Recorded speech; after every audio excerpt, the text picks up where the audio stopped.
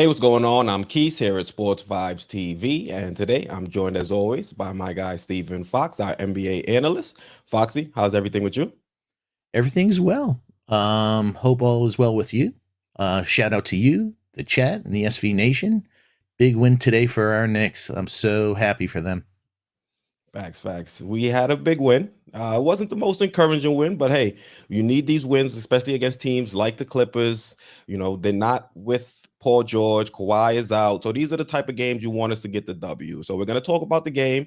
We're going to talk about our guy, RJ. RJ had a great game tonight. And we're also going to talk about Cam, who actually made his debut. But before we get into it, I want to check out the chat, say what's up to a few people we have there. We've got our guy, Sika. What's up?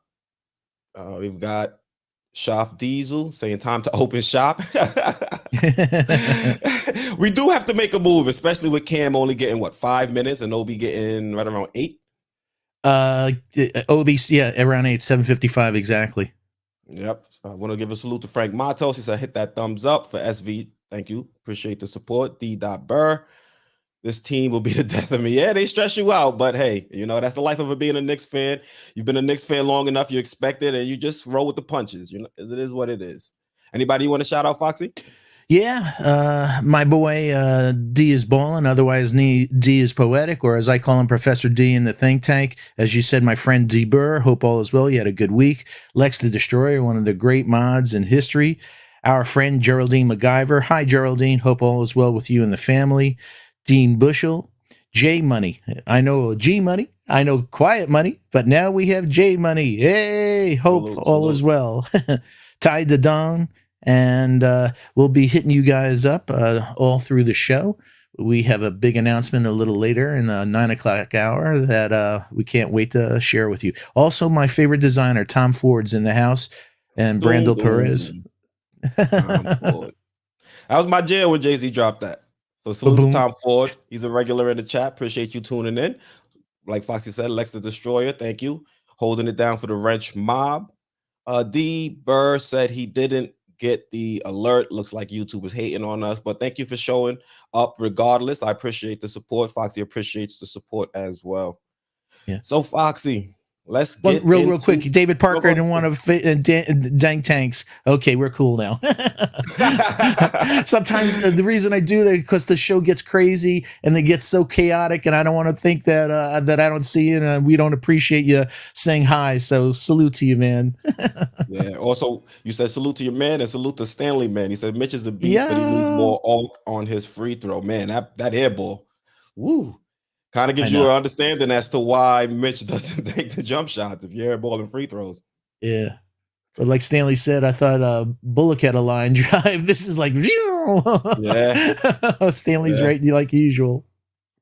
Facts. So, Foxy, let's jump into the game. So, the Knicks, we won 110-102 in a game where we led throughout. There's not too many times you can say that for the Knicks this season, but this is one of them. And we saw our guy, RJ Barrett, get off to a nice start in the second half. He really didn't hit his shots. He wasn't efficient. He was 4 of 14, but I blame that more so on Thibs playing him for the entire second half. But even with him not shooting great, we saw RJ step up in other areas. I think he had 10 rebounds in that second half. So what were some things you saw from RJ tonight or today that really stuck out to you? Well, I think it builds on our show of last week. The analysis that we did about when Kemba's out, RJ eats. RJ doesn't have to hang out in the corner. Baby doesn't stay in the corner. So RJ, when Kemba's not there, RJ, and I saw emotion in RJ today. I love him taking that next step. And the last 13 games, he's averaging 22 points. Yeah, he had a couple of games on those turnovers and stuff, but I don't mean anything. Let's leave Kemba on the bench and let's let RJ go to the next level and let's trust him. There'll be some games where he makes mistakes. It's part of the process, but he's ready. You could see it in his eyes. Let RJ go, man. Let RJ go. This should be his team. He should be our number one option going forward. You say he showed some emotion. You might be selling it a little bit short. He was chewing the refs out there. That was nice to see, especially when he felt like he didn't get the call. He didn't go overboard. I think he just let them know, hey, I'm an emerging star in the league. You better give me the calls you're giving everybody else, because I felt like he was fouled on that play as well. So I like to see RJ standing up for himself. And we didn't mention it yet, but Mitch went down. So for him to have those 10 rebounds in the second half, I think that was something that really stuck out to me in the game. That and his ability to pass. I think throughout the game, he was able to find his teammates. He was able to find Mitch on a couple times getting into the paint and was able to assist to him. And I think RJ is developing and showing that when teams are showing too much attention to Julius Randle, they're gonna pay. And whether that be RJ Barrett attacking the basket off of teams paying too much mind to Julius Randle, or making that extra pass. There was a play late in that game where RJ didn't get the bucket, but the team swarmed to Julius Randle, and Randle gave it up, made the right decision. One of a few times he was able to do that. Got it to RJ, and RJ made the quick hockey assist to, not the hockey assist. He made the quick assist to Evan Fournier in the corner for a three, and I think that was a big shot in the game. So things like that RJ was able to do throughout the game really was something that I like to see from him as he starts to grow and develop on this team. Exactly. I think he's a much better decision maker than Randall. So I want him to be, the primary, the offense goes through RJ, and kick it into Randall, and, let him make some of those good moves. He had 7 turnovers today, folks. So I know he scored 24 points, and he grabbed 9 rebounds and 5 assists, but those 7 turnovers, I see those turnovers going down if, RJ takes more and more control of this team. You won't put him in that position to make those, or look him off sometimes. Unless he's in his spot, don't give him the ball. Yeah, we talking about Julius Randle. We keep saying it here on the channel. The blueprint is out. Send a double to Julius Randle, force him to make quick decisions, and then, at least 50% of the time, I think you'll live with the result, because he'll either make the right play and a teammate will either, maybe miss a shot, maybe make it. You'll live with it. At least you got the ball out of Randall's hands, or he's going to make a bad decision and cause a turnover. I think a lot of those turnovers happened in those situations where teams sent the double. They got Julius Randle out of control and were able to either intercept the pass or knock the ball loose. So that's something Julius Randle is definitely going to have to work on. I think Julius Randle talked about it in the post game. Tom Thibodeau talked about it in the post game, even though Tom Thibodeau didn't get into it as much as I would have liked. He kind of found a way to deflect and talk about or repraise or heap praise on D Rose and Kimber, when he could have mentioned it a little bit more, that as one of the leaders on this team, Julius Randle has to do better holding on to the rock and making proper decisions. But his efficiency and his ability to knock down the three today, I think, really helped us overcome some of those turnovers today. Yeah, and also the leadership. We had a couple of bad games this past week before this win, and RJ went to the press. He wasn't hiding. I don't know, was it 4 games, 5 games in a row that Randall didn't show up for the media, and he thanked Dolan. I think it was 8 out of 9. 8 out of 9. I knew I was trying to be conservative because you're a Randall hater.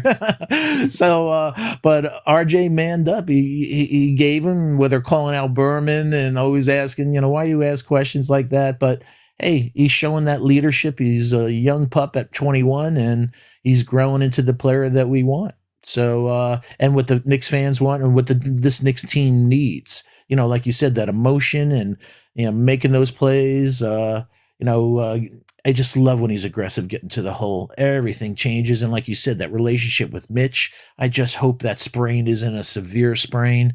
Well, Mitch was on Twitter. He said that it's just a little tweak. He'll be okay. But, you never know with Mitch. You never know with Mitch, but hopefully, we've seen him where it's like where he comes back, he's on the floor, and you're like, oh no, oh no, no. And then he comes back. So hopefully, because we need him badly against tomorrow night against the Cavs. We need him against the Heat, and then we need him against the Bucks this coming week. Those are 3 big games. Yeah, for Mitch to go down now, I think it's terrible. Especially, it seemed like he was coming into his own. He was in a torrid stretch where he's been pretty much a double machine, and then he'll have games where he'll give you 1 or 2 blocks. One game, I think, in the last 8 or 9 games, he had 4. So for him to get hurt now is terrible timing. Also, it's like the Knicks can never have 2 centers healthy at the same time.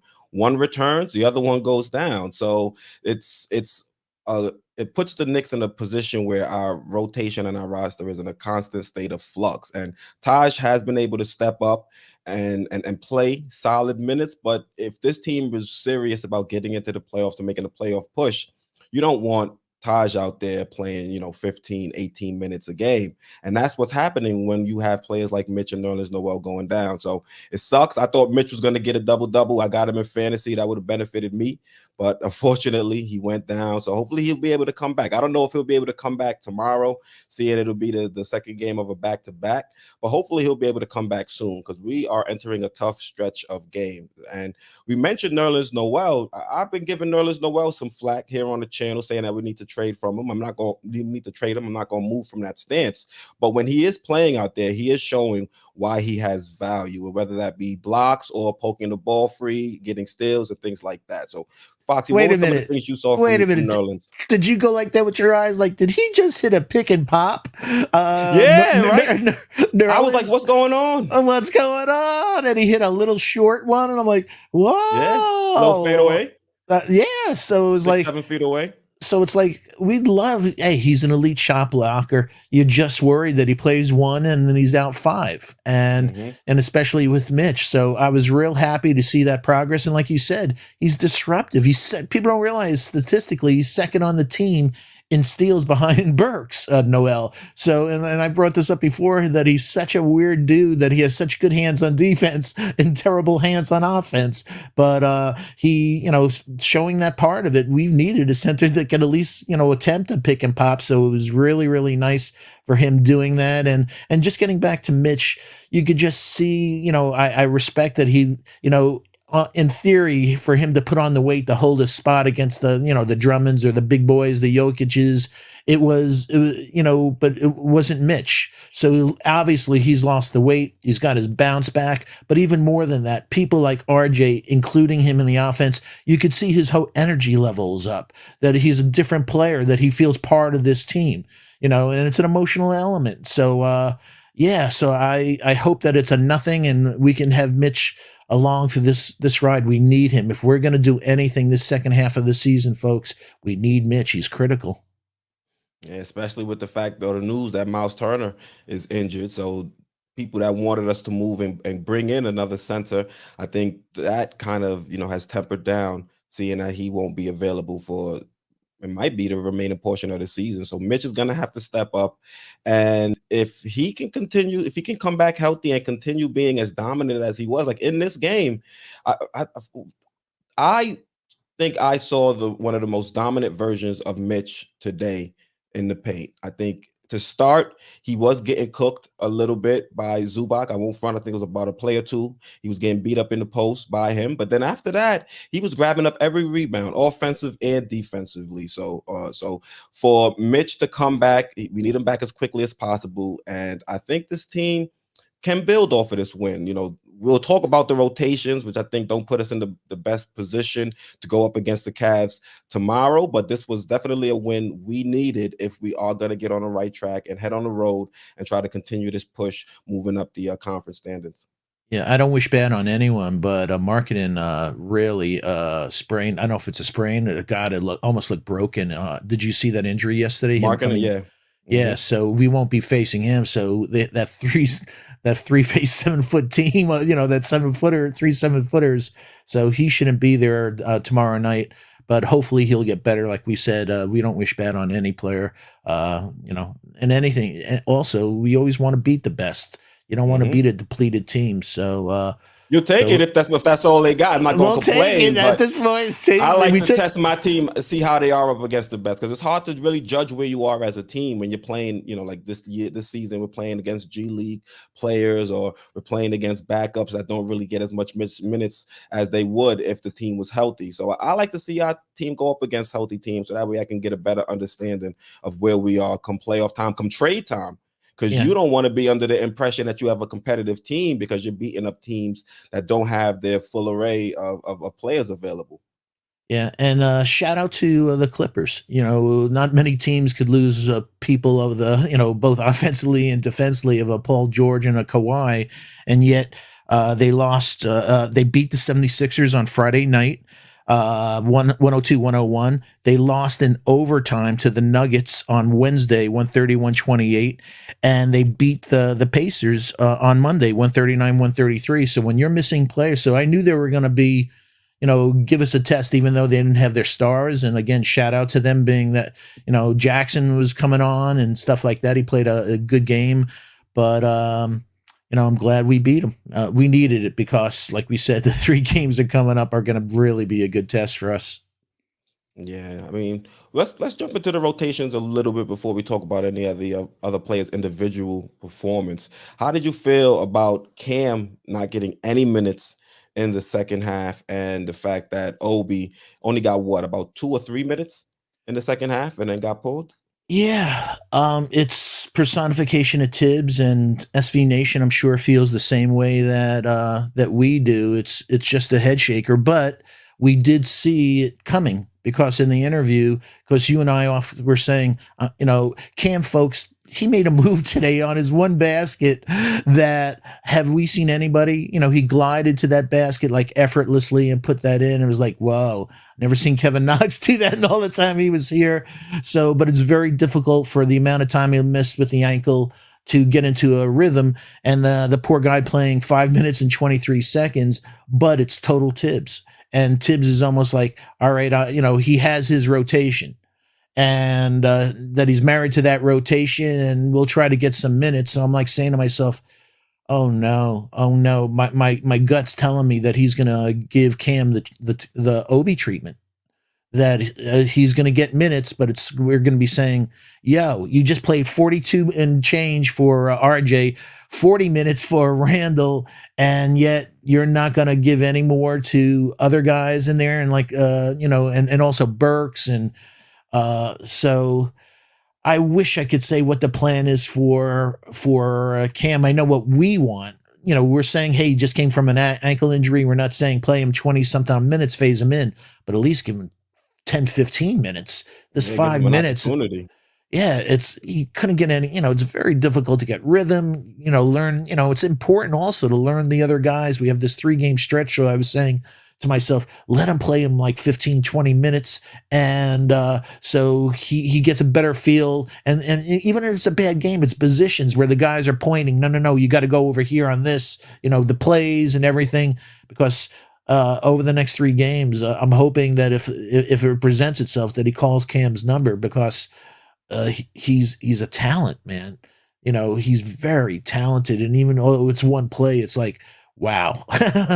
He just, look at that movie made, look effortless. And for guys to do that, and then, like I said, folks, I watch a lot of film on him coming down court on the right side, switches, goes left, and finishes left. So I can't wait to see these things from him. But we're not going to be able to see it if Tibbs is the rigid, as our friend JD calls it, template, coaching. And so, Well, he threw the template out the window today by playing RJ the entire second half. I know, but those weren't the adjustments we wanted him to make. Honestly. I know, but that is his template of running his players into the ground. So it's like, so it's like, don't do that. And especially you have a couple of guys, and like we're saying, hey, they could have played 35 minutes, 36 minutes, that 4 minutes here or so, all of a sudden he played 10 or so, and that makes a difference for guys getting their rhythm and stuff. And poor Obi, man, I don't know what that kid, I don't know if he dated his daughter. You don't have a kid. So I just realized, what did he ever do to be treated this way? And also, I think it's a very passive aggressive behavior on Tibbs' part toward the front office. They made him a number 8 pick and everything like that. And he'll yank him in a second, while he'll give other people who make 7 turnovers, say, well, that was a terrific game he had today. Yeah, I was frustrated the fact that Cam really didn't get minutes. I was excited to see what this team could try to do with him out there. And he was out there with the young guys. I saw them running up and down the court. There were a few plays that, you really said, okay, I can see some of the gifts Cam has out there. I know there was one play he put up a brick. I hope that didn't factor into why he didn't come in the second half. But with Thibs, you never know. So I hope we'll see him be, out there a little bit more on the court. And I would like to see him as like a focal point too once he gets acclimated, because I think Cam has a lot of tools that players like Obi, players like Quick can benefit from, whether that be the gravity he's able to create out there on the court when he's knocking down his threes, or his ability to create off the grip dribble. And we really didn't get to see too much of that in only 5 minutes. So you can't hold that against Cam. He really didn't get the opportunity to show us what he can do. But, I'm willing to give Thibs a little bit of time. It's the first game back from an ankle injury. But I just want to know what's the plan for Cam, and what to expect from him, or expect the team to do with him moving forward. So at least the fan base isn't kind of confused as to why we gave up a first round pick for a player, and he's only going to play, let's say, 5 to 15 minutes a game. Yeah, and you could feel the buzz even over the TV when he hit the court. Yeah. It's like, yo, all of us been waiting for a 6'8", been waiting for him. A lot of us have been saying, Cam Reddish, you've been saying it forever. That's a guy I've been targeting. I like for him to come here. So when he hit the court, the fans were like, couldn't wait.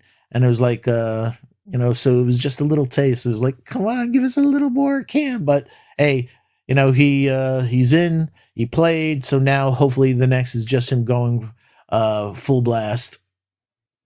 Yeah, let's give a couple shout outs to the chat. Best of Worst says Cam will get more minutes eventually. He's coming off an injury. I bet I guess he hasn't had a full practice yet. I hear you, but still, I would like to see him at least get 10 minutes. You put him out there 5 minutes. He looks healthy. He was able to attack off the dribble, get into the paint. And I felt like if you looked at RJ's performance in the second half, you could see that he was getting a little bit tired. Yes, he was still being aggressive on the board, but he went 4 of 14 in the second half shooting. So he definitely didn't have his legs under him. At least he was able to get to his shots, get to his spots on the court, but he didn't have the legs to get the shots in. He was hitting a lot of front rims on those shots. So if he had a little bit more energy throughout the game, maybe he converts those buckets, and it's not even as close as it appears to have been on the final score. So I hear you. I know Cam coming off of injury, but you want to, not only when it comes to Cam, you want to monitor RJ and Julius Randle long term, and playing them this amount of minutes, game in and game out, especially on a game before a back-to-back. I don't think that's going to be good for their longevity this season. And we saw the look on their face in the Atlanta series last year. Randall didn't have anything left in the tank, and that was only 72 games, folks. So we have a full schedule this year, 82 games, and like you said, it's essential that we manage everybody, and that we don't have anybody that's exhausted by the time the playoffs come. We want them peaking by the time the playoffs come. Mm-hmm.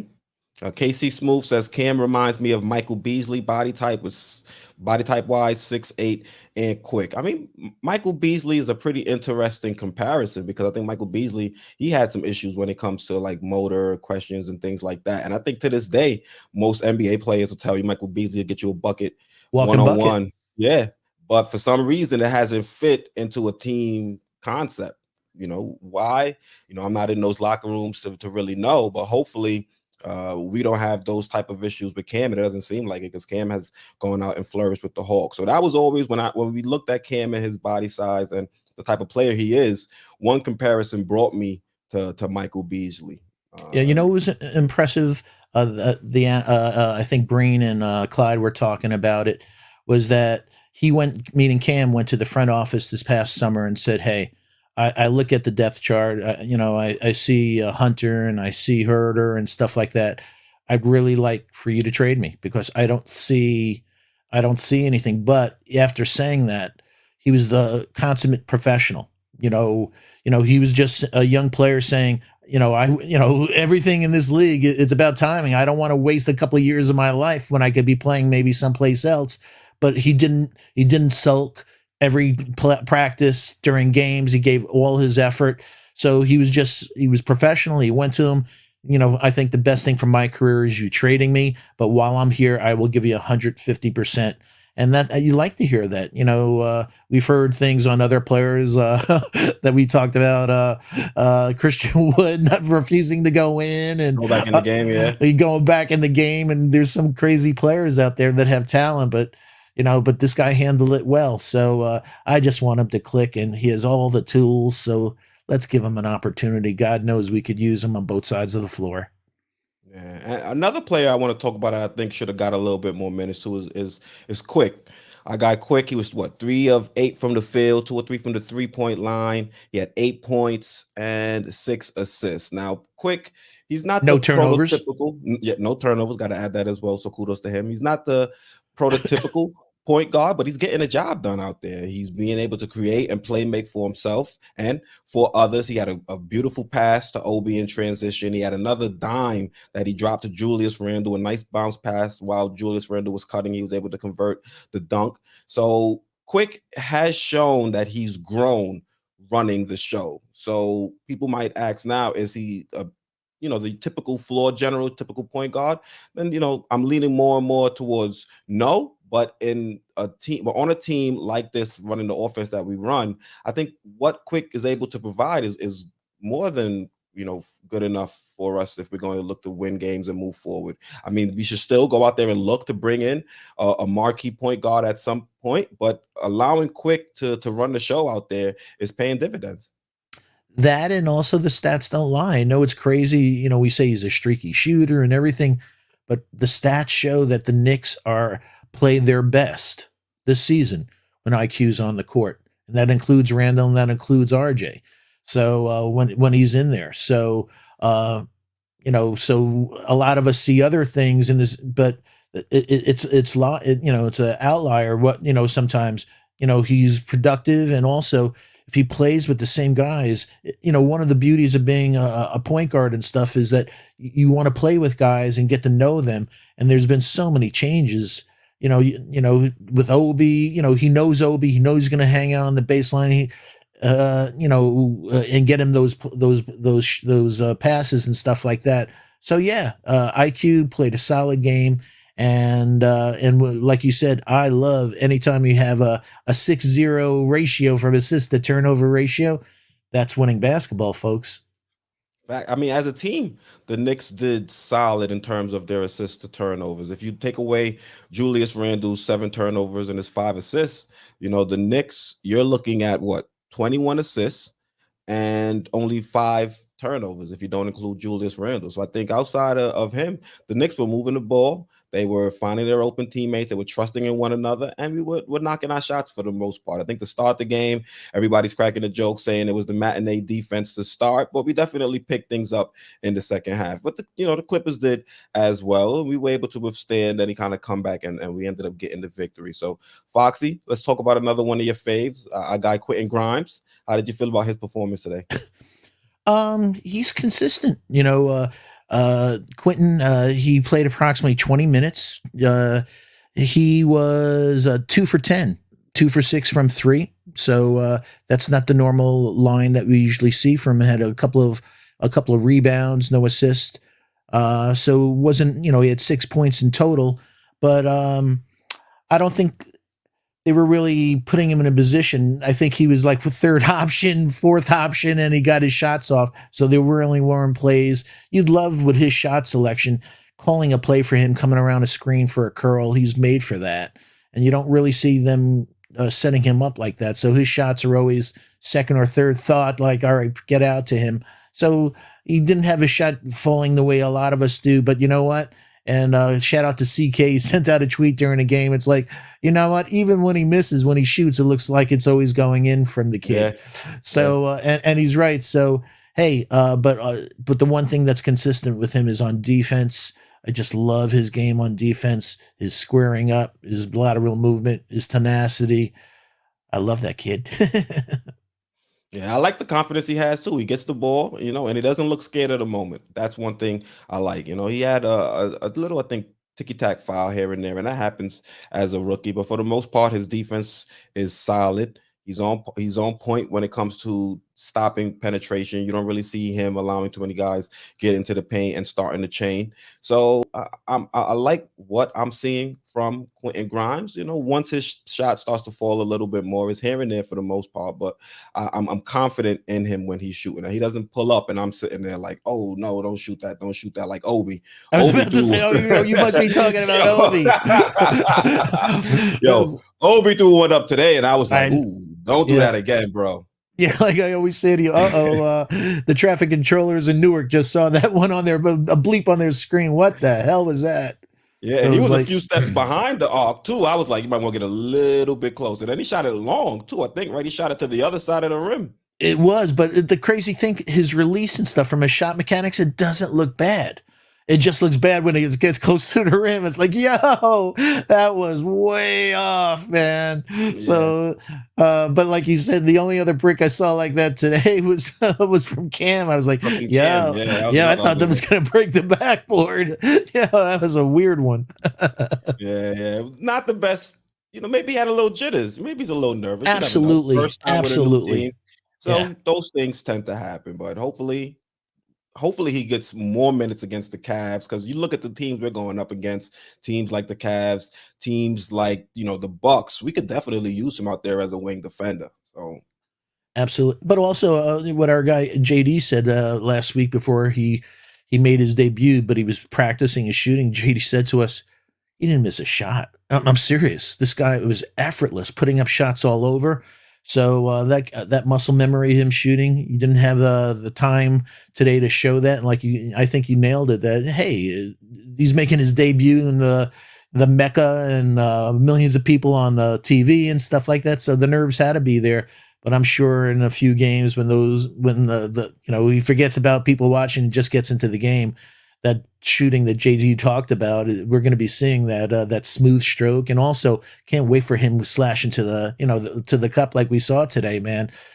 Worst case scenario, I think he's going to get fouled, or I'm waiting for the first Sports Vibe for Keys putting out the first Cam Dunk Monster Jam. So watch that yeah, video coming soon because I feel it in the beller. yeah. That second unit, even if Cam stays on the second unit, I think you look at the athleticism we have between Reddish and Obi. Those guys can be running up and down the court the entire game long, and I don't think you're going to find another second unit that has the talent or the athleticism to run with them. One of the issues heading into this season was the fact that this team did not have enough athleticism, and we had young players but no elite athletes. And I think with Cam, with Obi, we're starting to solve those. Even though we started the season with Obi, but we're adding Cam to Obi, and starting to build a foundation of players that are elite athletes and can complement RJ Barrett or an Emmanuel Quickly, guys who may not be as good of an athlete, but they still have solid skills that we can continue to build around and add to this foundation. So we got a solid young core. Thibs just has to find a way to get it all together, and he has to be that chef and put all the ingredients into the pot and make the perfect meal. But the question is Thibs going to be the ideal chef to make that happen? Nah, man. He only adds a little salt. He never adds a couple. He never adds a couple of the spices that we want to make it a little, like you said. Like you said, this really is a scary team in transition. That second team. Oh my God, run! Oh my God, the run and gun on that second unit. We had 13 fast break points tonight, so I could see that number going up dramatically if the more minutes we give to Obi and to Cam. But Thibs today, folks, he was coaching this team after those 3 losses this week that I'm not going to lose this game. I know a lot of Mhm. people are saying, well, the game's pretty much over. Put in, you could sub them out. They played a hell of a lot of minutes. Nope. He was going to go to the end to get this win. He was not going to have anything come back to haunt him. So I can You just understand hope that. he doesn't sacrifice a win tomorrow. Yeah, I know. Well, hopefully, like I said, we want RJ to go now. Don't do this with Kemba's back and then RJ's back in the corner. No more of that crap. Come on, let RJ blossom. Let him go. And we showed it statistically last week, and we see it every game. We saw it with our eyes today. He's a different player with Kemba not on the court. And we love Kemba. No ill, no, there's nothing mean behind our comments here. We No just malice. no malice. Thank you. You always help me out. No malice, but it's time for RJ. We don't want anyone. We're nurturing him. We want to see him blossom, and we don't want anybody taken away from that growth. Facts. And that's a nice point for us to segue into RJ and what he's been doing in the last 10 games. So I have the stats up Over his last 10 games, RJ's averaging 23.3 points per game, 3.5 assists per game, 7 rebounds per game. He's also shooting at 44% from the field, 44% from three, and one blemish is the free throw shooting. He's shooting under 70% from the free throw line. So, Foxy, what are some things you've noticed from RJ over the last 10 games? I know one of the big things is the fact that Kimba hasn't been there, allowing RJ to kind of step up into that primary ball handler and blossom.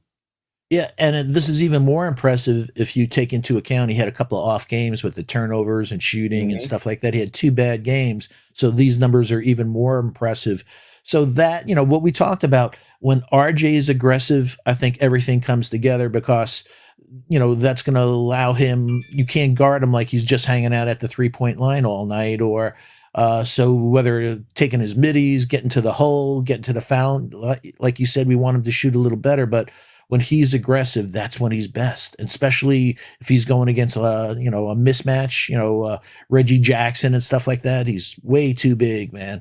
So you want to see him bully undersized guards, whether a point on switches or a shooting guard or whomever.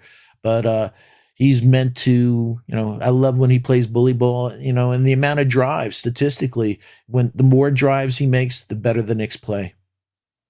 Yeah, I like the offense when it's running through RJ, because even when RJ has the ball in his hands, he's not making a lot of bad decisions. Yes, we had the anomalies of 2 games where he had 6 turnovers, but a few of them weren't necessarily off of bad decisions. Him getting, I think a couple of them were him attacking the basket, getting stripped, and not necessarily trying to go someplace with the basketball where he shouldn't have. There were a few moments where he did, but I think overall, when you look at the offense, we're more efficient when we're running through RJ Barrett as opposed to a Julius Randle. So hopefully these last 10 games have showed us that RJ is starting to come into form and is ready now to take the reins and run the show. It's just going to be up to Tom Thibodeau and Julius Randle to allow RJ to step into that role. And if you look at some of the plays Thibs called late in the game today, I'm not sure if Thibs is really going to be willing to allow RJ to be that guy. RJ's going to have to take it out there on the court. So you He's saw going to have him to knock take it. down.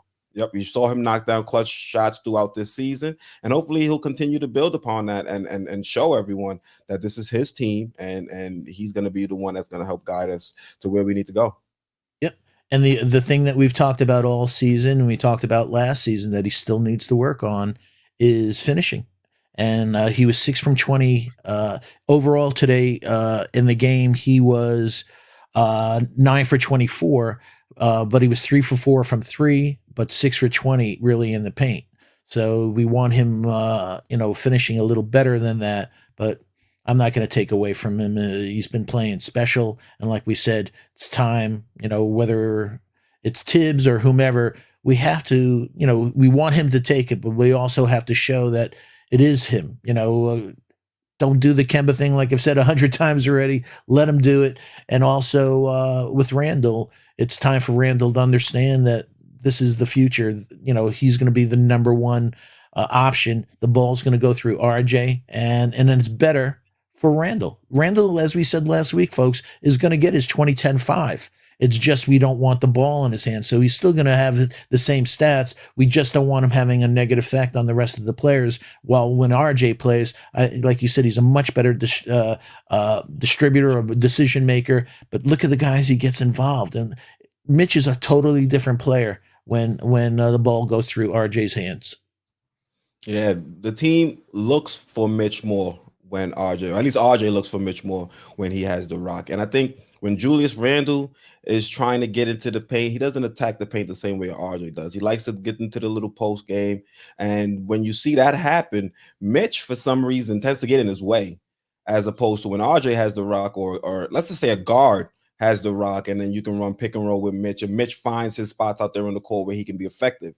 When Randle has the rock in his hand, Mitch really, I think, is lost sometimes. Sometimes it works, but for the most part, Mitch ends up in his way, or Mitch's defender is able to then help, and that's what throws things out of whack, and Julius Randle then makes a mistake. So Yeah, and that's one of the also reasons. and Go ahead. that play that you said earlier, it stuck with me where the ball went around. RJ had it, but he knew that Fournier had an even better shot from the Mm-hmm. corner three, and that's maturity. other guys would have said, I'm open, I got the shot, but it's what Thibs always talks about. It's not having the good shot, a good shot, it's having the best shot. And he realized that Fournier, and especially, as we said last season when we signed him, he's a 55% corner three shooter last season coming in. He could really light it up from the corner three. And that just showed from being a leader that he gave up his shot for the best shot on the court. Fournier drained it, and it was like, that's good basketball. That's winning basketball, folks. Facts. Let's see what Lex has to say. He says 174 in chat, 32 likes to 100. Let's get it. Thank you, Lex, for reminding us. Folks, SV Nation, please smash that like button. We'd greatly appreciate it. It helps the channel, helps us get put in front of more eyeballs, and helps us grow the channel, and helps get the chat a little bit more lively as well. More people in there, more people expressing their opinions and expressing their ideas. So guys, make sure you smash that like button. And if you're not subscribed, now would be a great time to do so. So Lex, thank you for that reminder. Thank you for holding us down. And even if you are subscribed, please share it, tell your friends about it. We've grown over 400 subscribers just in the last month. So we're averaging about 100 new members to the SV Nation on a weekly basis. So it's growing leaps and bounds, and it's all because of you. So as Keith said, smash that like. Please hit that subscribe. Please hit that turn on your all reminder bell so you don't miss out on the wonderful content from Sports Vibe TV. Share the link on your favorite social media platform. And always, last but not least, shout out to the best mods on the planet, the Wrench Mob. We appreciate all you do. Facts. Thank you guys for holding us down. Also, there was a comment I saw. Here we go, from Ashley Incorporated One. She says, Ashley. Salute. She says, Cam can surpass RJ. So I'm not going to go that far and say he can, but he definitely has the tools to be able to put it together and achieve that. So I just wanted to know, Foxy, what do you think the plan is for Cam with the New York Knicks? What is our long-term goal with him? We didn't get to see much today, but hopefully we'll see him out there a lot more, and hopefully he'll be able to crack into the starting lineup eventually. This is on the front office. We have a logjam. I think all of us, when we say Cam is our three of the future, and the quicker he plays, the quicker he gets into sync with the RJs and the Randalls and Mitches and the other guys on this team. I know that they spent money for Fournier and stuff like that, but sometimes you have to, nip it in the bud and say, you know what, I like Fournier, but if he doesn't turn it on, or at least use this mentality, have Fournier start, and if he's not hitting in the first 5 minutes, as we say, it's not who starts, who finishes. Give Cam those minutes. He should be our three of the future. It should be a dynamic duo of, the Celtics have Jalen and have Tatum, and we have RJ and Cam going forward. That should be that they play off each other, that they take that everything that familiarity that they had from Duke, they take it to a next level in the pros. But that should be the plan. But we have too many people, so I'm looking for the front office. Whether it's a Burks is shipped out, I don't know if they'll ship out Fournier, but Burks is great and everything. But at this point in time, I think we're going to have to make room. We can't have Cam play 10 minutes a game, folks, because then we're hurting. This season's about development. And there are things that we need to develop in Cam's game. He has the tools, like he said, but he can't develop that without the right amount of time on the court. Yep. And playing time with his teammates. He has to get adjusted to their play style. They have to get adjusted to his. And you look at this team, you look at the minutes that were given out. Cam only played 5 minutes. And I know you're saying he's coming back from, well, not you, but I know a lot of people are saying he's coming back from an ankle injury. But with Kimba, you would assume Kimba's going to return tomorrow. He's going to take at least 20, 25 minutes. That's probably what he's going to play. And at that point, is Cam even going to get into the game? Because if you look at the team, where are we getting minutes to play Cam if Kimba has to come back and play his 20, 25 minutes as the starting point guard? Even though they don't play the same positions, you make a move like that, you're going to put Alec Burks now back to the bench, and then Alec Burks is going to get his usual minutes in the spot that Cam Reddish played today. So I just want to know what's the long-term plan for Cam, and how quickly are we going to be able to make a move to free up some minutes for him? Because He was a professional. He went to the Hawks and let them know his situation. But the Hawks ended up sending him to a team where he might be in an even worse position, because at least because look at it, the guy that we traded him for is getting minutes over in Atlanta. It's Cam over here getting, 5 minutes, and now tomorrow we're wondering, is he going to get, an opportunity with Kimba returning? I think your point, is perfect. That if it's just what the opposite of all of us thought, Kemba returning and him in love with Grimes and a few of his vets, Cam is the odd man out. He's going to get the Obi treatment, and that's the last thing we want, especially like we said, with the tools he has. It's a crime, man. It's an absolute crime. Yeah, so hopefully the team will be able to figure out ways to incorporate him, because I'm excited just by his physical gifts. I said earlier in the show, we don't have elite athletes, and Cam today showed a glimpse. You mentioned that we don't have a player that can create off the dribble with that ease. It looked easy to him. Just little hesitation move, get to the rim, reverse. He was at the rim like court. that. Yeah. Those strides, it was like, boom. Oh my God. He was under that. He was under for that reverse like in nothing. It was like, wow, that's elite athleticism, folks. Wow. And like you said, we don't have a lot of guys here out there on the court too. It's just like he has the ideal physique for a stretch three, not a stretch three, for a elite 3-and-D. player. Yeah. The 3-and-D. Yeah. So it's all going to come down. Go ahead. No, like you said, he's a prototype wing, and the teams that will be playing going forward, this is the guy, and then we've seen Thibs like hang out with people like, hey, whether it was Kemba getting lit up by Graham the other night and stuff like that, like, bring somebody in. So there'll be the same thing, like Fournier's getting lit up. Why aren't you bringing Cam in?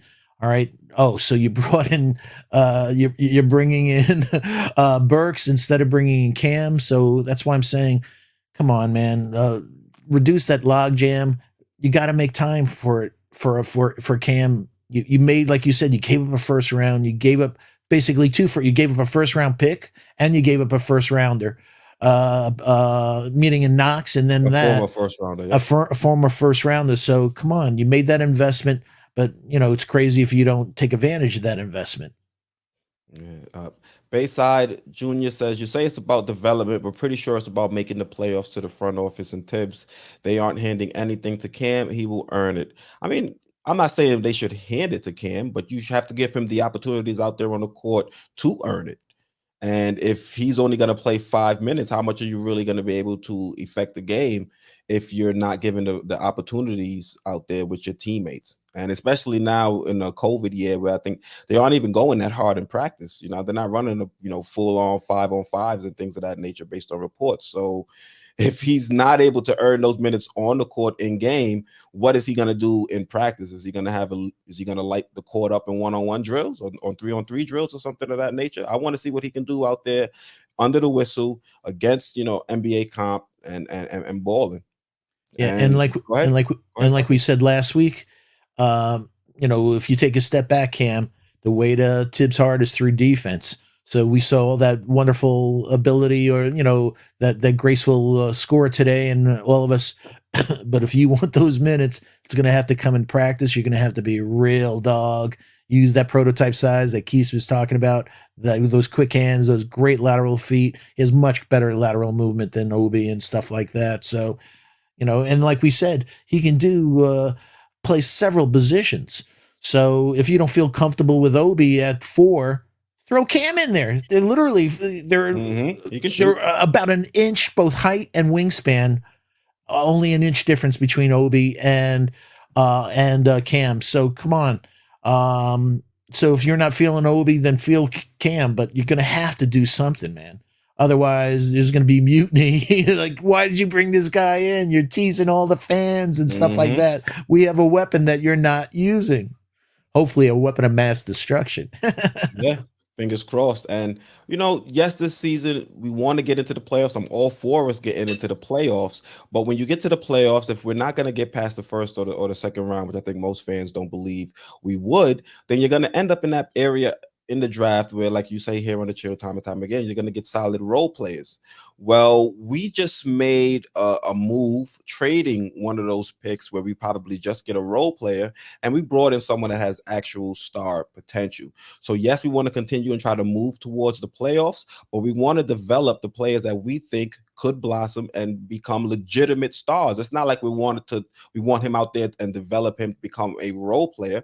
We want him to become part of one of the key pieces of this nucleus. It's not a player like a no disrespect to Deuce, but Deuce was a 36th overall pick, and we think his ceiling can be a solid contributor on this team. A lot of players, or not a lot of players, a lot of fans look at Cam as a player that could be, a second to an RJ. We can. I thought you were going to say the S word, a star. Superstar? I don't know about superstar, but a star. I think he can be a star. Definitely. I don't know about absolutely superstar, a star. You can't star. teach what, like we said, he checks off all the boxes. So if he can get that confidence and have the right team around him, he's a scary player. His potential. Mm-hmm. And then the question is, do we have the right coach for that scenario? And that's what's frustrating, because you don't want to see us, fumble this opportunity where we can have an RJ and we can have a Cam, two players that heading into college were viewed as top 3 picks in the draft. And now we have both of them on our team. We have both of them, I think, in a position to succeed. We just have to get Cam out there on the court. We were struggling heading into this game. And yes, we were able to get things, back on track. We were able to move the rock. We have 25 assists for the game, or 26. So we got back into our flow of offense, but there's going to be times where we're going to get stagnant. And I think in those moments, we should put Cam out there and see exactly what he can contribute to this team. I'm excited for him. I'm excited. I'm happy for him. I'm excited to see him out there on the court. I think I'm going to go get a Cam jersey too. Yeah. Hey, what's he, 21? Yeah, 21. Yeah, because I know he's 20. Remember, think of Wilson Chandler. Hey, it's a lucky number. It's one of my lucky numbers. So, absolutely. Yeah, I love Wilson Chandler, man. Yeah. I didn't like the fact that we traded him. I didn't like we made the trade at all. So exactly. I know you and me both. But people say I'm crazy because I wasn't a big fan of the deal. We could have signed the guy. You didn't want to. We were playing fantastic as a team. And we had a young Gallo, Felton, and like you just said, Chandler and stuff like that. I was never a fan of that, and get him a free agency a year or so later, but don't give up the thing and then have Melo playing around nobody. Now that's the thing. That was the prototype of why we say, why do you want to get a star? Because if you give up everyone, you don't have anyone for him to play with. Exactly, unless you already have 2 on the roster and you're just giving up everybody else. Derek, salute to Derek. He pulls up and says Thibs is not the guy because he does not trust anything but his stubborn approach. Extremely stubborn, that guy. But hopefully he'll figure it out. He's changed a little bit here and there, but nothing substantial. So hopefully he'll be able to get Cam integrated into the team and get him some minutes, even though he's likes to be vet heavy. Hopefully, Leon doesn't give him the opportunity to make that decision and start shipping some of these guys out. Exactly. And it's not a show. So in COVID, he was giving everybody minutes. It's when everybody came back. He threw everybody back on the bench. Sure. But it's also not a show if I don't go, Derek. So I always got a little too excited over there, Foxy. I know, I kicked the whole table over. See, Derek, what you do to me, you get me all amped up. But it's all love, man. Derek is the coolest. And we appreciate all your support. Soul Train 68 says Rokas will be better than Deuce. Hey, I hope so. Hopefully not. Hopefully they'll both be great, but they both have different. Hey. One's a phenomenal floor general, and one's a great on defense. So I think it's a great thing. There was an article today. I forgot where I read it, but they said, maybe we won't do anything because we have the front office thinks that we have a great backcourt for the future. Point guard. So, hey, Rokas, he's doing some special things, and a lot of you didn't check out the video that was put out. But one of the things that I saw that was really incredible was the people that he, the different people that won the award that he got. I know it's the Rising Luka won it. Miritic won it, and I forgot the third big name. And that's Doncic, not Vildoza. Luca. Or Exactly. Semenuk. But so all of the guys that were all number one Oh, draft Rubio. choices. There we go. Ricky Rubio, Rubio, Nikola Mirotic, and Luka Doncic, all the former Rising Star winners. And Rokas yeah, is in the running for it now. yeah. So it was The front really, runner, actually. yeah, really, really impressive. The names that he's doing. So it was a good pickup, and hopefully, Soul Train is always important. We wish you love, peace, and Rokas and Deuce. So hopefully, they'll get some burn next year, but it won't be this. We know Rokas for sure, but Deuce, Yeah. Deuce won't get it. We'll see him in G League stuff, but something radical would have to happen for us to see Deuce, man. Best of the worst says Thibs is the best coach we've had in 20 years. You don't build a culture by not trying to win to give guys losing minutes. I'm not saying that. I'm just saying you didn't have to play RJ Barrett the entire second half. Give the guy a rest, allow him to catch a breather, and use some of the depth on this team. To start this season, the biggest calling card of this team was our depth. So why are you trying to force the issue and play these guys an exorbitant amount of minutes when we have reliable backups? And that's my only point. Yeah, and you can also, do both. Yeah. You can develop the players on your roster as well as win games. It's not either or. He is a good coach, but he also has had 7 press conferences post game where the energy wasn't there. So if you're a coach, you should never have that issue. And we saw the decision he made with Kemba that hurt the locker room. One thing is to say, hey, you're not starting, you're on the second team, but to take him out of the rotation, that did a lot to the locker room. Then the favoritism towards Randall. He's made a lot of blunders this year. So I know he won Coach of the Year, and he's well respected for his defensive prowess as a coach. But he has a 25-36 career playoff record, 2-8 in the last 2 series. He has major issues with mid-game adjustments, Thibs. So, and like you said, he's a guy who wins, but we have young players. So we want defense and we want development. We've been saying that, Keith and I, for over a month or two already. So that's all we're asking, man. We want to win too. But there has to be some element where you let the guys, they can't get any rhythm with 4 or 5 minutes, or you can't do it. And you also hurt people like Obi when Randall's out playing him for 44 minutes and then he comes back, you play him 9 for 2 straight games. That hurts a kid's confidence terrible. And we saw what happened to Randall. And even when he plays Knox. And even when he plays him the 5 minutes, he'll play him like a minute before the end of the first quarter. So now he comes in and then he has to sit back down for the end of the quarter break. And then he'll come back and play 3.5 minutes and get benched again. And we want him to, contribute out there. There's not really an ability or time to get into the flow of the game. So hey, let me ask you, were you worried for a second? I was like, oh my God, he brought in Cam like at the end of the quarter. And I'm like, yeah, like 36 seconds to go or something like that. I know. So I was like saying, I hope he's not going to pull a Grimes or a Deuce thing where he's like, he brings him for the 36 seconds and then the next quarter starts and he's out. Oh no, he can't do that to Cam because Cam's young, but Cam's technically a vet. So he still has to mind the way he's handling him. Yeah, so I was like, good. Thank God he didn't do that. But I just don't have a feel for Thibs. What he does. He's so rigid with his coaching that anything's possible. So when I saw that, I was like, oh God, why did he bring him in? Like you said, 36 seconds to go in the quarter. Don't pull that. But he didn't. But he still only played him 5 minutes and 23 seconds. Yeah, once I saw us get into the fourth quarter and RJ was still out there, I'm like, yeah, Cam's not getting into this game. I'm like, damn, that sucks. Woke up early, made sure I had everything set up. I had my chips, my dip, my drinks. I'm like, all right, we're gonna enjoy this game and see what happens. And we only got 5 minutes of Cam. I'm like, holy mackerel. Yeah, it's funny. I always start with the drink first. I got my drink. I always got my drink ready, and then the chips and everything else. So if I have my drink, then I don't care about the chips. Oh man, that's hilarious.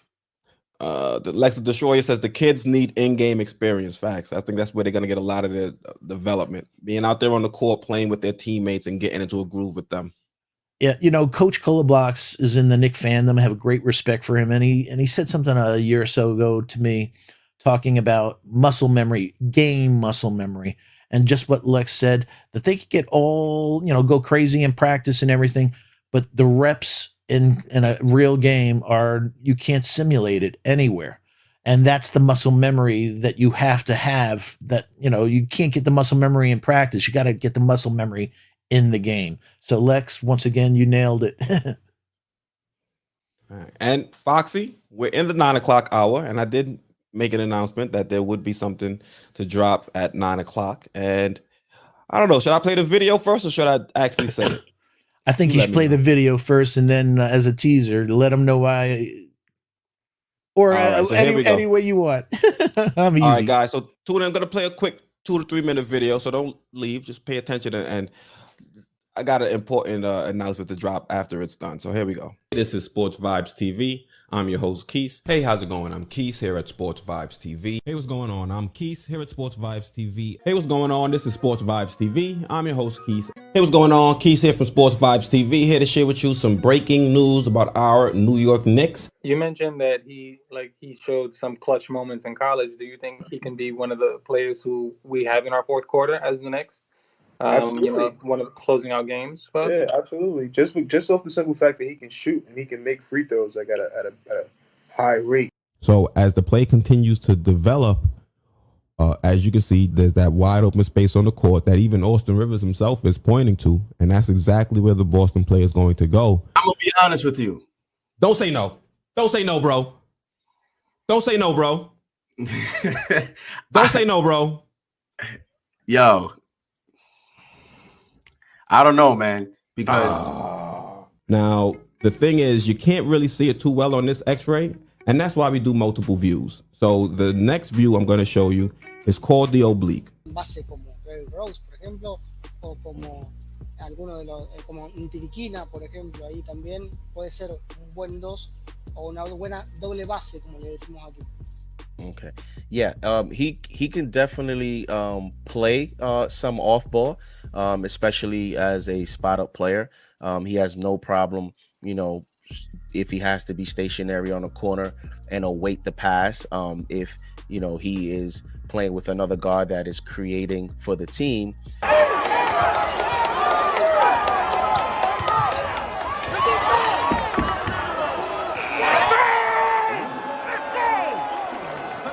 Yeah, he was talking about it on Twitter. He quoted a Knicks tweet from the Knicks channel, and people are talking about that he's 270, 275. That's crazy. But I'm happy because I quickly has some special skills on that court.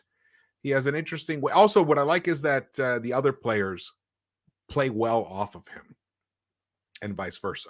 To the real game. He gets his body really good, squaring his body on defense. So even with all that he has to learn, fixing his handles, getting more of a mid-range game, getting better going to his left and stuff, he could still be effective if in a situation, because catch and shoot, he's already NBA ready for a catch and shoot 3-point shooter.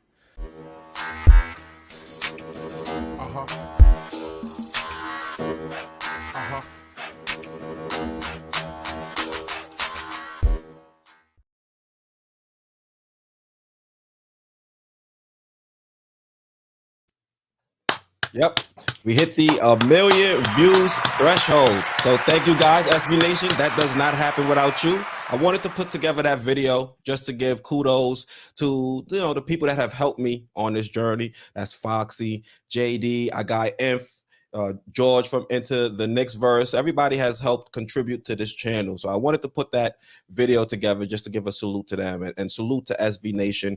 None of this happens without you guys. We hit 1 million views. We are currently at 5.4 thousand subscribers. Yep. And climbing 6,000. Here we come. Yep. 400 in the last few weeks. Yeah, we're on fire. When did we say we hit 900,000 views? It hasn't been a month, I don't think. I know. Well, you had 24,000 views this past week. It was a monster week. Yeah. So I spent a little time editing that video together, and also just to show a little bit of the journey, show where the channel started and where it is today. So I hope you guys liked the video, and I hope it didn't take too much of your time and take the focus away from the Knicks. So appreciate everybody that contributed. We got our guy George in the chat. Salute. He was in the video as well, talking about Quickly, one of his favorite players. Let's see who else we got over there.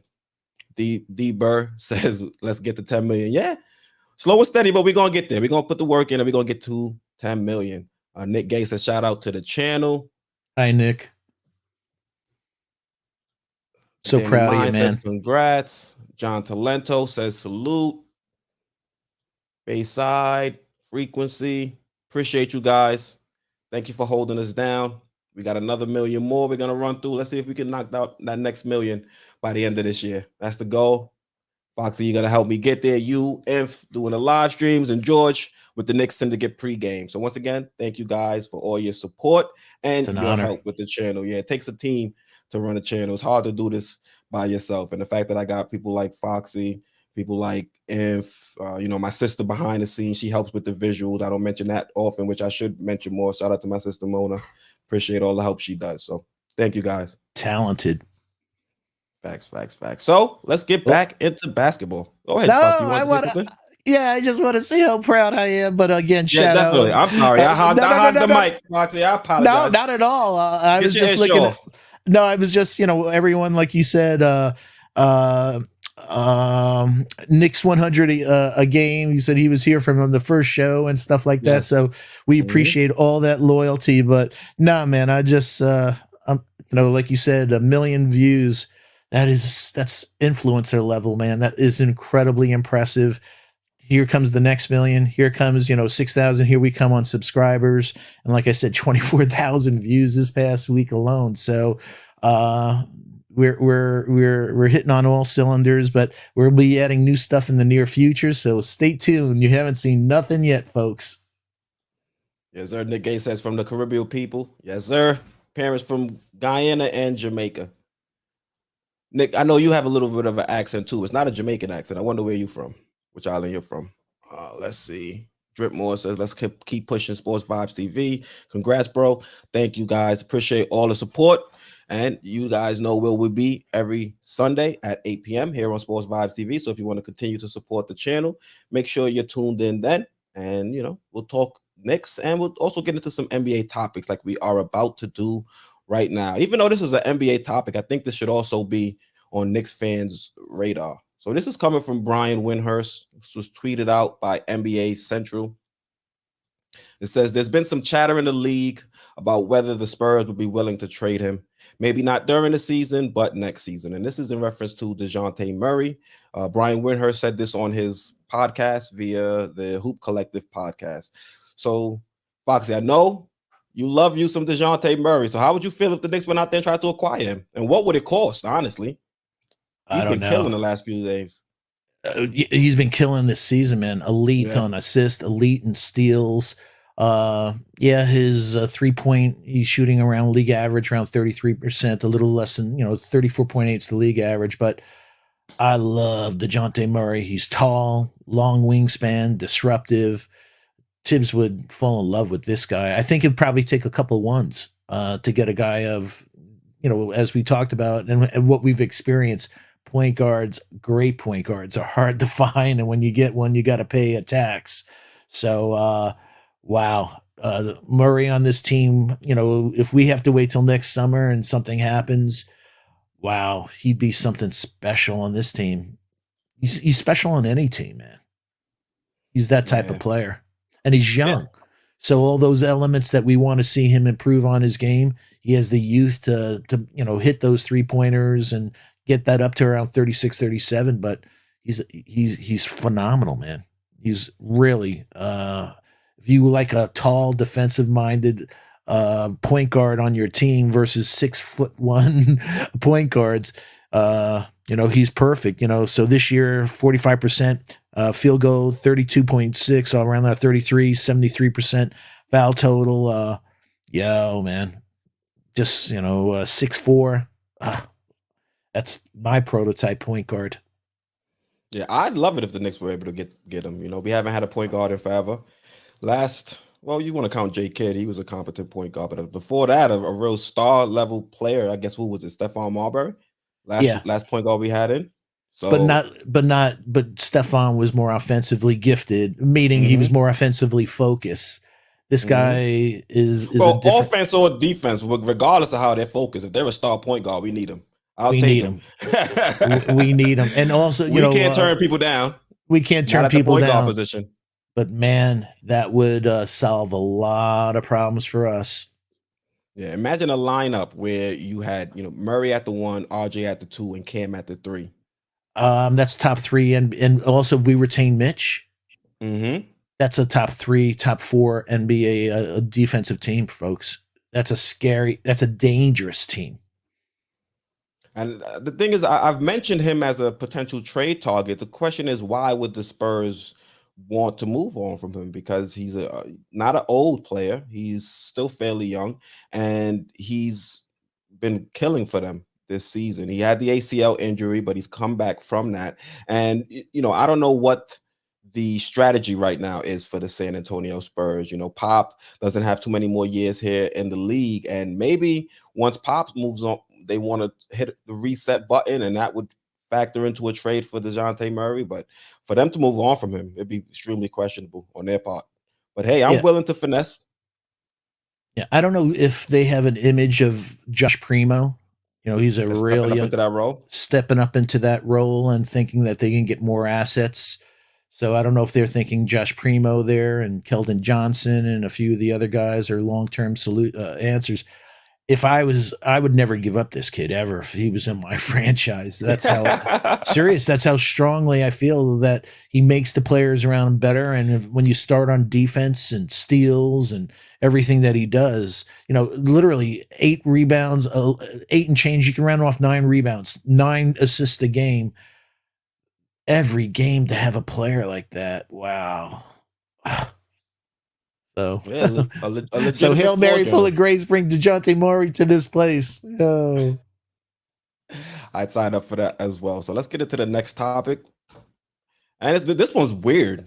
This one popped up on my radar. Another trade for Brick Brook and John Wall. I don't know why they would. I mean, I can understand why the Lakers might try to do that move and bring in a legitimate point guard like a John Wall who doesn't turn the ball over as much as Brick Brook and shoots it a little bit better. But this would be another weird move for them to be swapped for each other again. Again, I know it's bizarre, but I don't know how much LeBron could put up with Westbrook, how much more he could put up with his weird play and inconsistent play. And I think he'd take John Wall in a second. So, yeah, I think he's worn out his welcome. I think it'll take some assets, as the article talks about, besides it being, it's not a one-for-one swap. But it's so weird when it's all said and done. And in history, imagine I've been traded twice in my career for the same guy. I mean, because they have similar contracts and they both play the same position. It's just they're both head scratchers. We haven't seen much from John Wall. I think there was even some rumors that they said the Knicks should try to go after him and trade Nerlens Noel, Fournier, Kimba, and someone else. But I'm like, no, I don't want to swap, 3 or 4 contracts that I could potentially move on their own and bring in one that I know I can't move. So that ixnay on that. But yeah, I agree. There's a thought there. I read some stuff out there that there was a thought process of saying, you know what? Let's get rid of all the contracts that we have. Like, so ship a Fournier, ship a Noel, ship all these contracts out to LA, bring him in. He'll play half of this year and then 1 year next year, and then he's off the books by the time Joker and others for the 2023 draft. So it's basically saying, we'll clean up our books, get rid of all these journeyman guys. We'll bring them in for the rest of this, a half a year, 1 year next year, and then we're through with him. And when we get that $50 million back to spend, I don't know. Especially when you got kids on the roster, I don't exactly. Yeah, yeah, wouldn't be the route I would go. And right now the Lakers are in disarray. The way they're treating Vogel, I think, is unfair. He won a championship for them, and now basically his employment is game to game. This is what it seems like. I feel like they should have treated him with a lot more respect. If you're gonna move on from him, even though I don't think it's Vogel's fault, a lot of it is on the front office's fault, and they're trying to heap a lot of the blame on the head coach. But if you're gonna move on from him, do it, and at least let it be known that you're gonna cut ties with each other and move forward. Don't allow that man to go in game to game and not know if he's gonna be fired based on the team's performance that night. Yeah, JJ Redick on his podcast said exactly like you said, that, this is, and we can all relate to it here in New York, that's on the roster construction of the front office. Don't put that on Vogel, man. So and Davis and AD's out, so of course the team is going to struggle. That's the second best player. Yeah, but it's crazy when you lose a player like Caruso.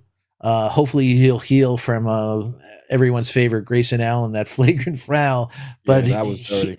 But we've seen him his whole career from Duke do that with his leg whips and everything else. But getting back, sometimes players like that on teams, you like Caruso, but maybe he meant a whole lot to that team that people don't realize on the Lakers last year and stuff like that.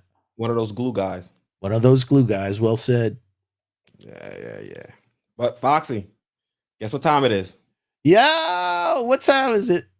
It's time for the Sports Vibes TV Lounge. It's the time where we jump into the chat, chop it up with you guys. You guys can ask us any questions you want in regards to the Knicks. It's our Q&A section of the show.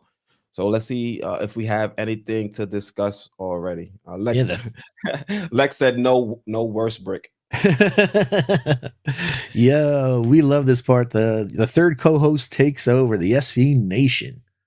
Geraldine says the Spurs will not trade with us. Remember the Morris deal.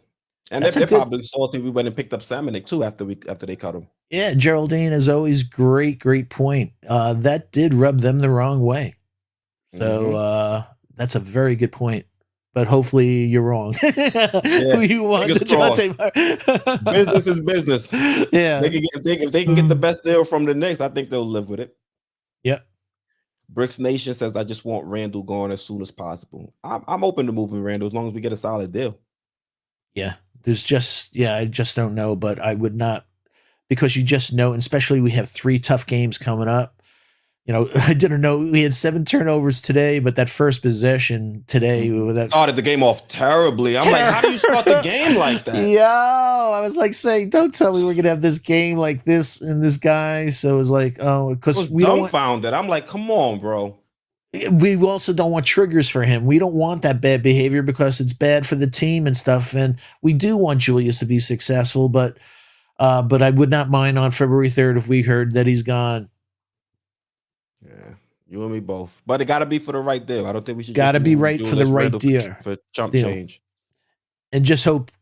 I thought after the thumbs down and shut the F up, that he would have learned his lesson. And then the other night with getting upset and Fournier smacking his hand away it's like 2 strikes, 1 more. I don't know if 1 more happens in the next couple of weeks. I think they're going to ship him out by the 3rd. They have no choice. Because it's a cancer, man. They got to cut it out. I hear you. We got another one from C Mac. He's saying if the Knicks made it to the top 5 of the lottery, who should they get? Foxy, this is for you. Asking me draft questions before March Madness has gone is like trying to get hockey bets from me. Yeah, that is a great question because it's a big, a lot of people saying Jabari Smith is the number 1 pick. I watched him the other night against Kentucky, and at this point in his career, he's strictly catch and shoot. He's a big 7-footer. He doesn't put the ball. So Paolo Banchero, but if you have Randall on this thing, he's that's redundant. And then you go to Jaden Ivey, the guard from Purdue, that has like frightening. He's like a 6'4" version of John Morant. So he's electric, but he's not a shooter. And the guy, and it's kind of crazy, my favorite guy in the top 5, or my top 5 at least, you have Chet Holmgren also, that he's a string bean, but you can't teach 7'5", with that wingspan. So he's very disruptive. He can, he could be a stretch 5 in his future and stuff like that. So it's really interesting that there's a lot of different guys, but some of the guys would be redundant. So a guy like Ben Mathurin, who's my favorite from Arizona, I think he's going to be spectacular. we already have a 2 and 3 that we're investing in with RJ. So, and if we get rid of Randall, so there's really no point guard. There's no point guard this year, folks, in the top 5. There's not a point guard in the top 10, actually. And new kid Sharp, Shaden Sharp, but I look at him as strictly as a 2. He's only 6'5". So to answer your question, I don't know if we made it to the top 5. Maybe it is Chet Holmgren because of Mitch, because of Noel. He would absolutely be a defensive guy, but he's so thin. But also Jaden Ivey, if he gets a shot, we're looking at a chance to be another superstar. He has that electric athleticism that it's hard to say no to, man. And also from a pedigree perspective, his mom is coach of Notre Dame, so he grew up in that type of environment. So when we talked about Jalen Brunson, you have to put a thing on somebody who grows up in basketball because they know the professional part of it, what it takes behind the scenes. And his mom is a legendary coach, so he's seen it all. So with that athleticism and that great pedigree, so it's interesting, C-Mac. But you know what? I'd love us to have that problem. Like he said, usually it's, what are we going to pick at the 19th and stuff? And it's like just another role player. In top 5, those are elite guys up there. Yeah. Game changes. Khalil Smalling asks lineup prediction for the Cavs game tomorrow. If Kimba's playing, it's going to be Kimba starting, RJ, Evan, Julius, and I would assume they'll sit Mitch out due to the ankle injury, and we'll see Noel start the game. What about you, Foxy? Yep. I agree 100%. And if it's not Noel because he played a lot today and that knee can't hold up, his favorite Taj will be in the lineup. And it's like you said, I looked at Taj this year and I haven't backed off. He's a 5-minute player at this. I think he'd give you a real fine 5 minutes. Anything over 5 minutes, and we talked about it because we love our mixed martial arts and our boxing. At his age, sometimes you could see it in his face. You're like, why was that stupid foul? His brain is saying go left, but his body's doing something else. And that's why there's their foul. He just is not the same guy at this age.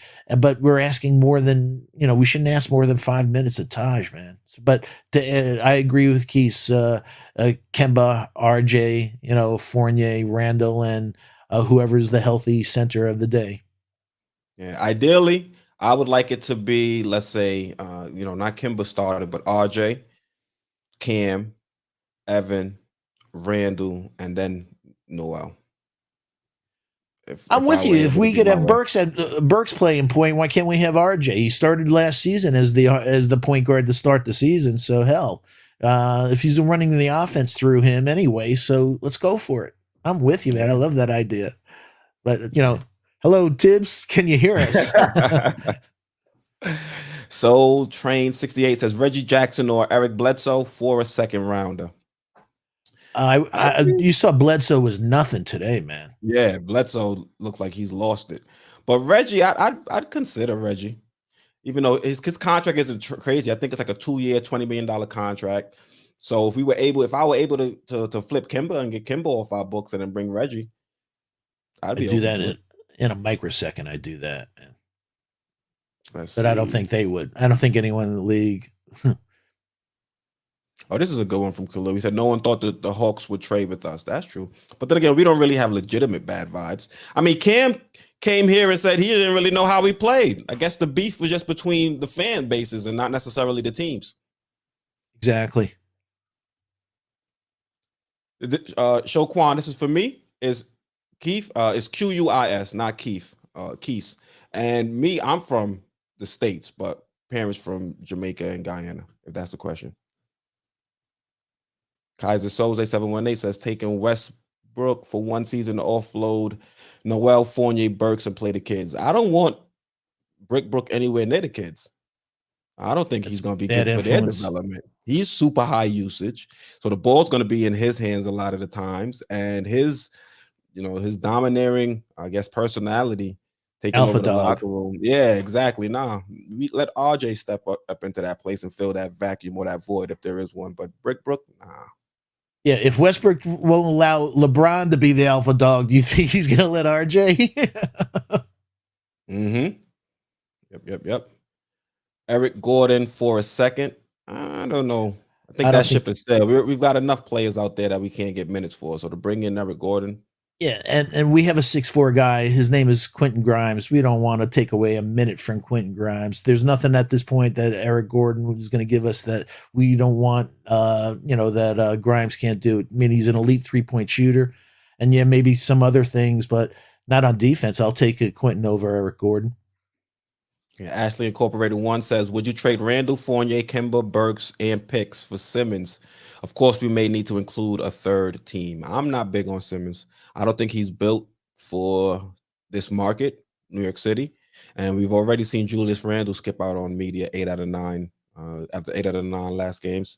So I don't know if Simmons would be able to step up and be able to handle that type of adversity, especially when you get into a contentious relationship with the fan base. You see how he's been responding to, going up against Philly fans in Philly, and you compare it to Julius Randle and how Julius Randle was going up against the fans. At least Julius Randle still showing up to work. He's not showing up to the post-game press conferences, but he's showing up to games. And, even though he's had his times or his moments where he's kind of gotten into it with the fans and the media, at least we can say he's out there on the court performing. And, in games like this where he shows up and helps us win, it helps us in our race moving up the conference. But with Ben, I'm good on that. Yeah, What about you, that Foxy? also, you give up Fournier and Burks. Where's your shooters on this team? Exactly. Let's see what else we got going on.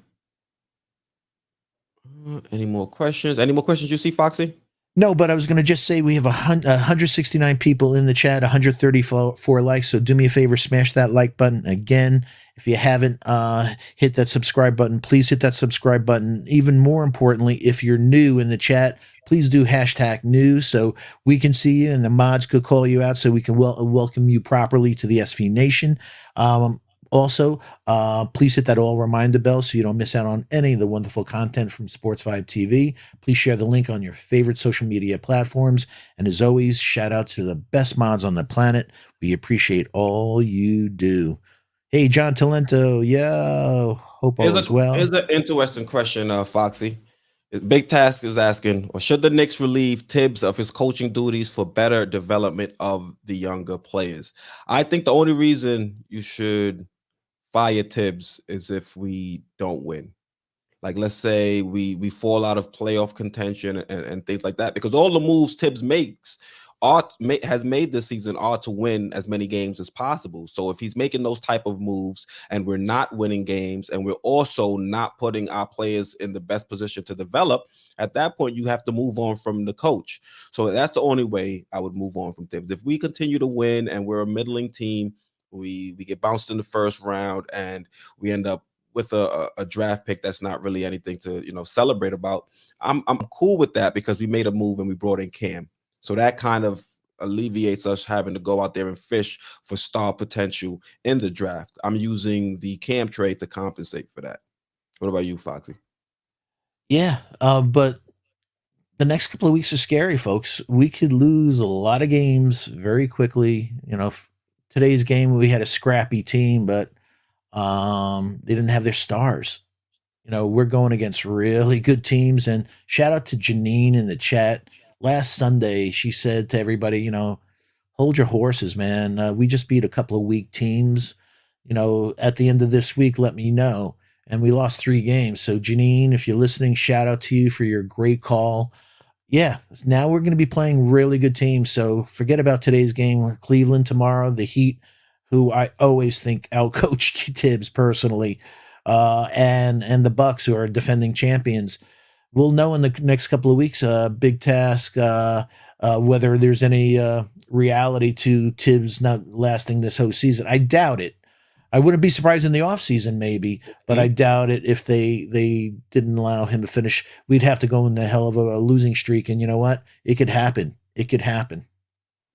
We got another good one from We Surveyed 100 People. It says, if we go on a bad losing streak going into the end of the trade deadline, which is the perfect segue, do you think we should trade Randall and Tank? I think we can trade Randall and not have to tank. We can trade Randall. I was about to say we could. I want to trade Randall even if we don't have a losing streak.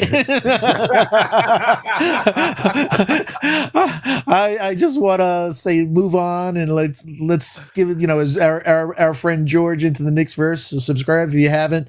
But he says it's time for us to give the keys to RJ, and I'm behind that 100%. So yeah, I'd like February 3rd Randall not to be here any longer, and I think.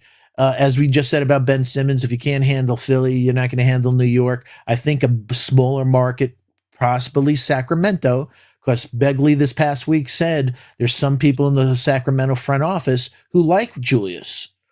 So I don't know if it'd be Fox. I'm not that crazy. We talked about Fox, but if we got rid of Randall and we got Fox, but they also have Harrison Barnes and they have a couple other players.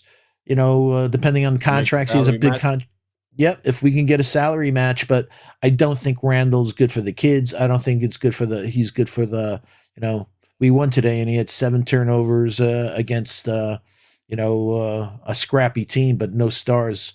And you said earlier that they threw double teams at him. That's not the problem. There's more than one way for kryptonite from Randall. So one way is throw double teams. The second, what we found now is throw a small forward at him.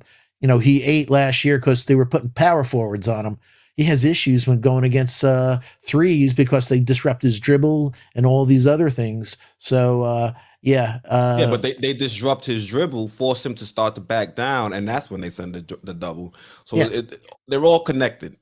Yeah, and also what Wally said, anytime Randall takes more than 2 dribbles, a turnover is not far away. And I don't think he'll take Wally's advice and say, you know what, I better not do more than 2 dribbles. He can't help himself. So we surveyed 100 people, and again, we appreciate when we do pre-games, we always find out the starting lineups from we surveyed 100 people. Right. So we love your support, man, and being part of the SV Nation. Thank you so much. Yeah.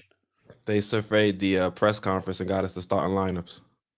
Let's see. We got Justin L saying, so if we can have RJ as a primary playmaker and sets that run successfully through Randall, then why do we have to have a ball dominant one? Seems like we get obsessed about it, but do the Knicks have to? I think we touched on this when we talked about Jalen Brunson and trying to bring him in, the fact that he fills that role. Also, talking about a Kings trade, that's probably why I would try to target a player like Halliburton as opposed to Fox, seeing that he can fill that role and not necessarily be a ball dominant one, can play tight defense, can knock down the 3, and still, give the ball up, pass, and get you a bunch of assists. That's why there's a million views, folks, that take from my guy. That's just magnificent. That's poetry, man. So Justin L., Kentucky's finest, my good friend. I hope all is well, and I hope grandma's doing better too. I think Fish just sent us a mock trade. They put a lot of effort into this, so I got to put it on screen. It says Knicks, Russell Westbrook, 27 first, second round picks. Oh, no, 27 first and then 2 seconds. And the Lakers get Burks, Kemba, Fournier, Nerlens. Brook does not touch the court. Fire Thibs, promote Johnny B, free all the kids. Yeah, but I'm not trying to pay Brook to not have him play. This ain't the Rockets.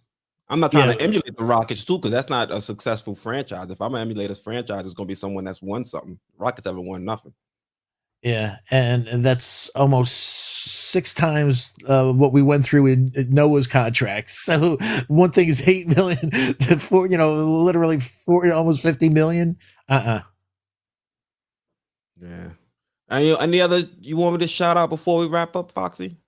Want to make sure I don't miss just my friend Frequency. I saw him in talented guy, great guy. Hope all is well with you and your family. I just mentioned my good friend Justin. I brought up my friend earlier. D is ballin'. He's a great guy. I love hanging out in the mornings with him in the think tank with Professor D. Frequency said Randall's not the leader the Knicks need. That's the problem. Yep. And I'm hoping that RJ is the leader that we need. So he's young. Take it, son. It's not given to you. You got to take it. And again, shout out to John Talento, Rodrigo Andrade. Forgive me if I'm hurting, messing up your name, but I'm giving it the best I can. Ace of Spade, Nick Yak. Randall can bully other fours. RJ bullying most three. Imagine RJ back at 2, bullying everyone with Mitch and Cam at 3. Yo, Deval McBride. So thank you. Appreciate that feedback. So yeah, I Foxy, think look at this one. Best of Worst says y'all want to go back to Fizdale. He was a player's coach. No, I would have preferred Atkinson personally. I don't necessarily want a player's coach. I want a coach that's a focused development coach on developing the players on the roster, not necessarily doing things like playing players 43, 44 minutes a night just to squeeze out a win in the first game of a back-to-back. Because now you see him make those moves to try and guarantee this win on the first game of the back-to-back. But now I think he's kind of sacrificed us being competitive against a Cavs team tomorrow in Cleveland. So yeah. Hey, DeBear says 33-29 Chiefs. Yo, did you see the ending of that Bucks Rams game? Yeah, that's the only part I saw. I was busy trying to put the video together. That it was a short video, but it took me forever. But I thought it was like, oh, here comes the script. Brady's gonna win it in the end, and we all saw that. So I've been a Jets fan for a long time, and so when Brady lost, I was like, yeah, good. I'm glad you lost. But that was a hell of a throw by Stafford at the end of the game. It was a hell of a throw, but how do you let that guy you knew that's open? What you call it? Antoine Winfield. They wanted the Giants to get him. Hey, I'm good with McKinney. I'm fine with McKinney. Yeah. All right. So I think we'll wrap it up here, Foxy. Definitely had a great show. I appreciate everybody tuning in. Congratulations again, my friend, on hitting that 1 million views milestone. Well deserved. Incredible hard work. Folk behind the scenes, this guy is working. He's working nonstop, taking care of his future, and then at the same time, he's putting all this effort in for bringing you the highest quality Knicks news, rumors, and analysis. So I have just incredible respect for, and I'm honored to, just be able to do broadcasts with my friends. So every week I look forward to it and hanging out with the SV Nation. So again, congratulations, and again, thank you to the SV Nation for your wonderful support. And 6,000 subscribers, here we come. Got, like we said, we're averaging about 100 a week, which is incredible. And to the next million views, my friend. Thank you, Foxy. I appreciate that. Couldn't have got here without you.